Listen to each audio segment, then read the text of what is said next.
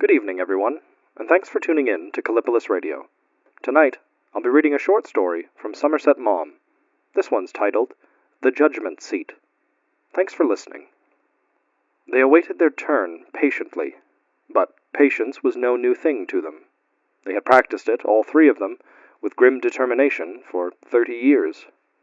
Their lives had been a long preparation for this moment, and they looked forward to the issue now, if not with self-confidence, for that on so awful an occasion would have been misplaced, at all events with hope and courage. They had taken the straight and narrow path when the flowery meads of sin stretched all too invitingly before them. With heads held high, though with breaking hearts, they had resisted temptation, and now, their arduous journey done, they expected their reward. There was no need for them to speak, since each knew the other's thoughts, and they felt that in all three of them the same emotion of relief filled their bodiless souls with thanksgiving. With what anguish now would they have been wrung if they had yielded to the passion which then had seemed so nearly irresistible, and what a madness it would have been if, for a few short years of bliss, they had sacrificed that life everlasting which, with so bright a light, at long last shone before them. They felt like men who, with the skin of their teeth, have escaped a sudden and violent death, and touch their feet and hands, and, scarce able to believe that they are still alive, look about them in amazement. They had done nothing with which they could reproach themselves, and when presently their angels came to them and told them the moment was come, they would advance, as they had passed through the world that was now so far behind, happily conscious that they had done their duty. They stood a little on one side, for the press was great. A terrible war was in progress, and for years the soldiers of all nations, men in the full flush of their gallant youth, had marched in an interminable procession to the judgment seat. Women and children, too, their lives brought to a wretched end by violence, or, more unhappily, by grief, disease, and starvation. And there was in the courts of heaven not a little confusion. It was on account of this war, too, that these three wan, shivering ghosts stood in expectation of their doom. For John and Mary had been passengers on a ship which was sunk by the torpedo of a submarine, and Ruth, broken in health by the arduous work to which she had so nobly devoted herself, hearing of the death of the man whom she had loved with all her heart, sank beneath the blow and died. John, indeed, might have saved himself if he had not tried to save his wife. He hated her. He had hated her to the depths of his soul for 30 years. But he had always done his duty by her, and now, in the moment of dreadful peril, it never occurred to him that he could do otherwise. At last their angels took them by the hand and led them to the presence. For a little while the Eternal took not the slightest notice of them. If the truth must be told, he was in a bad humor. A moment before there had come up for judgment a philosopher, deceased full of years and honors, who had told the Eternal to his face that he did not believe in him. It was not this that would have disturbed the serenity of the King of Kings. This could only have made him smile, but the philosopher, taking perhaps an unfair advantage of the regrettable happenings just then upon the earth, had asked him how, considering them dispassionately, it was possible to reconcile his all-power with his all-goodness. "No one can deny the fact of evil," said the philosopher, sententiously. "Now, if God cannot prevent evil, he is not all-powerful, and if he can prevent it, and he will not, he is not all-good." This argument was, of course, not new to the omniscient, but he had always refused to consider the matter, for the fact is, although he knew everything, he did not know the answer to this. Even God cannot make 2 and 2 5. But the philosopher, pressing his advantage, and, as philosophers often will, drawing from a reasonable premise to an unjustifiable inference, the philosopher had finished with a statement that in the circumstances was surely preposterous. "I will not believe," he said, "in a God who is not all-powerful and all-good." It was not then perhaps without relief that the Eternal turned his attention to the three shades who stood humbly and yet hopefully before him.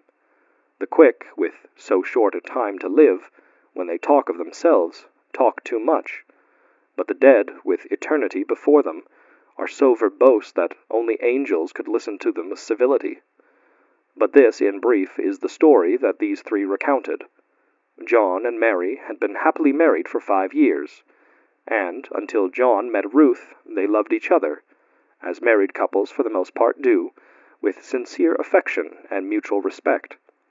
Ruth was 18, 10 years younger than he was, a charming, graceful animal, with a sudden and all-conquering loveliness.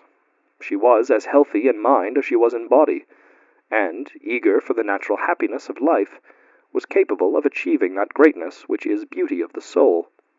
John fell in love with her, and she with him. But it was no ordinary passion that seized them. It was something so overwhelming that they felt as if the whole long history of the world signified only because it had led to the time and the place that had brought them together. They loved as Daphnis and Chloe, or as Paolo and Francesca. But after that first moment of ecstasy, when each discovered the other's love, they were seized with dismay. They were decent people, and they respected themselves, the beliefs in which they had been bred, and the society in which they lived. How could he betray an innocent girl? And what had she to do with a married man? Then they grew conscious that Mary was aware of their love. The confident affection with which she had regarded her husband was shaken, and there arose in her feelings of which she would never have thought herself capable: jealousy and the fear that he would desert her, anger because her possession of his heart was threatened, and a strange hunger of the soul which was more painful than love. She felt that she would die if he left her, and yet she knew that if he loved, it was because love had come to him, not because he had sought it. She did not blame him. She prayed for strength. She wept silent, bitter tears. John and Ruth saw her pine away before their eyes. The struggle was long and bitter. Sometimes their hearts failed them, and they felt that they could not resist the passion that burned in the marrow of their bones. They resisted. They wrestled with evil, as Jacob wrestled with the angel of God, and at last they conquered. With breaking hearts, but proud in their innocence, they parted. They offered up to God, as it were a sacrifice, their hopes of happiness, the joy of life, and the beauty of the world. Ruth had loved too passionately ever to love again, and with a stony heart she turned to God and to good works. She was indefatigable. She tended the sick and assisted the poor. She founded orphanages and managed charitable institutions. And little by little her beauty, which she no longer cared for, left her, and her face grew as hard as her heart. Her religion was fierce and narrow. Her very kindness was cruel, because it was founded not on love, but on reason. She became domineering, intolerant, and vindictive, and John resigned, but sullen and angry, dragged himself along the weary years, waiting for the release of death. Life lost its meaning to him. He had made his effort, and, in conquering, was conquered. The only emotion that remained with him was the unceasing, secret hatred with which he looked upon his wife. He used her with kindness and consideration. He did everything that could be expected of a man who was a Christian and a gentleman.